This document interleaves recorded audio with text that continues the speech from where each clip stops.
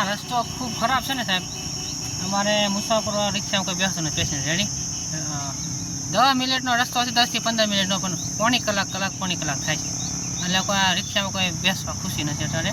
એટલે ખૂબ રસ્તો ખરાબ છે, ખાડા પડી ગયા છે, રોદા આવે છે, રિક્ષામાં નુકસાન આવે છે, એવું બધું થાય છે. અને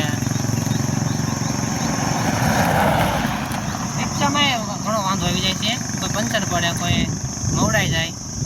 ખાડાના હિસાબે રિક્ષામાં રિપેરિંગ કરવું પડે વારંવાર.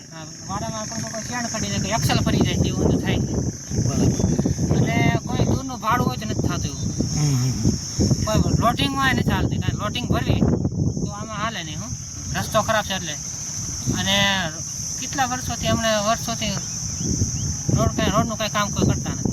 રજૂઆત કરી છે? રજૂઆત તો ઘણી કરી, પણ કોઈ થાય નથી. કોઈ ધ્યાન નથી દેતું. ધારાસભ્યશ્રીને રજૂઆત કરી છે?